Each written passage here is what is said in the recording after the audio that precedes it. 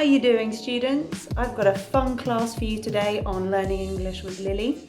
I'm going to discuss some strange things about this wonderful place that I call home, Great Britain. And it is great. I do think that now. For a long time, I didn't think it was great. I thought it was cold and depressing, and that's probably why I escaped to live in Spain for 6 years. But absence makes the heart grow fonder. Great expression. It means when you don't see something or someone, you miss them and your love for them grows. So I did miss Britain in the end, and I did move back. But I have to recognise the fact that, all in all, it's a bit of a strange place, and there are many reasons for that. I'm going to go through 14 of them today. If you've ever visited Britain, you'll probably recognise some of the things I mention. Please do leave a comment and let me know if any of the things I talk about affected you when you were here. Okay, number 1 is having separate taps for hot and cold water. This is one that my students could not, for the life of them, understand. Why do we have a cold tap and a hot tap? Either you wash your hands in freezing cold water or in boiling hot water. It just doesn't make sense. In our defense, I think they look pretty cool, but no, you're right, they're not practical. Number 2, we love carpet. I just recently bought a house with my partner and we were discussing whether or not to have carpet. And my Spanish friend Anna was like, "No, why? Carpet is disgusting, it's dirty." Well, it's nice and warm under your feet in winter. But carpet in the bathrooms? No. Number 3, one for the road. So when we're in the pub and it's time to go home, we have another drink instead, of course. And this great expression means just that. One for the road equals one more drink before you head home. And when the call for last orders comes, which is the warning you get that the pub or the bar is going to close and it's your last opportunity to get a drink, everyone rushes to the bar and orders a drink, or 2, or 5. Okay, 4 is the idea that a cup of tea, a cuppa, is the universal panacea for all troubles. This is a great word, panacea. It means something that cures everything, a solution to all problems. And you know what? It's true. Horrible day at work? Have a cuppa. Lost your favourite coat? Have a cuppa. Boyfriend's broken up with you? Well, actually, it's probably time to get out the whiskey. Number 5 is that we always leave a tip in a restaurant, even if the food is crap. Why? Because we're too polite, that's why. If you're eating a piece of chicken that tastes like microwaved cardboard and the waiter comes up to you and says, "How's your meal, madam?" You're thinking, "Disgusting," but you say, "Delicious, thanks," and then you leave a 10% tip. And that brings me on to number 6. We like to say sorry for everything, even when it's the other person's fault. You're on a bus and someone steps on your foot and you say sorry.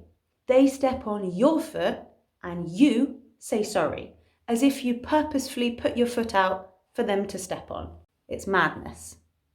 Number 7, we love toilet humour. Toilet humour is basically finding references to bodily functions funny.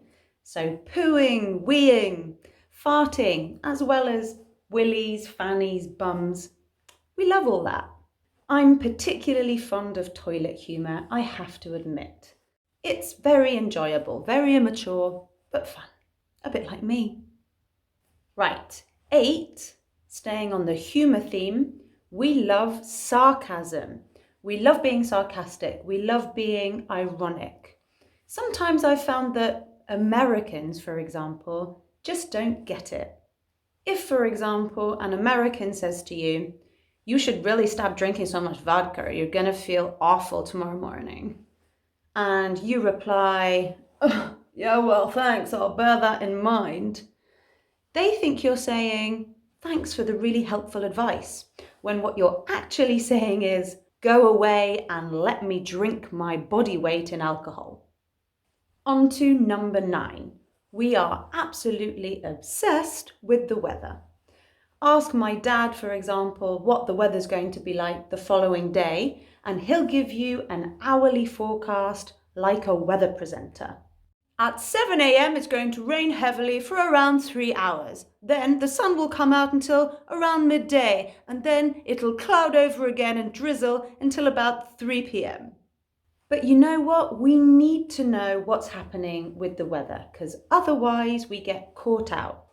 So if you peek outside in the morning and it's a gloriously sunny day, so you leave the house with just a light jumper on, then you're an idiot. Okay, you didn't read the forecast, and that thunderstorm that began at 10 a.m. has made you look like you had a shower with your clothes on.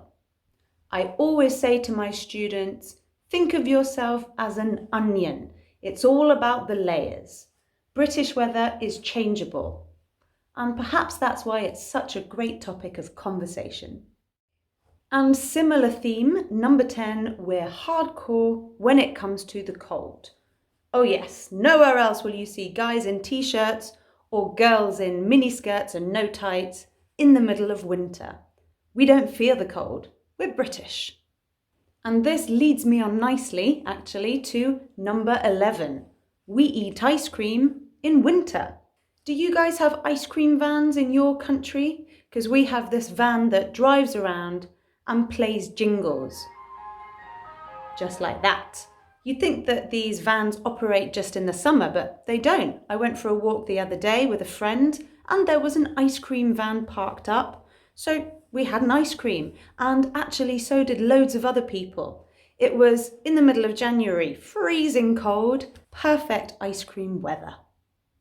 12 is that we have an outrageously expensive capital city.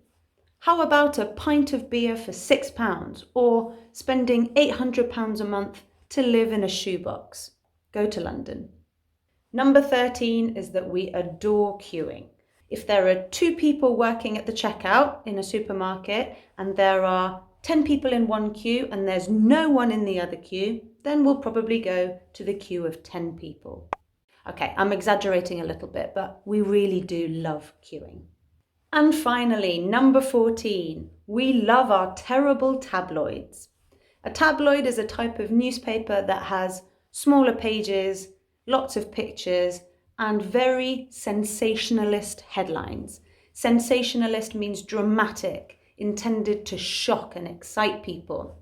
Britain's fattest woman ate fridge and died. Yes, that was an actual headline. So, 14 things that are weird about Britain that prove we British are pretty quirky. But as I always tell my students, quirky is my favourite adjective. It just means strange, but in an interesting way. It's better to be quirky than boring. Okay, don't forget to let me know about your experiences visiting or perhaps even living in Britain. And also don't forget to subscribe to this channel if you haven't already. A new video is uploaded every week. Okay, bye everyone.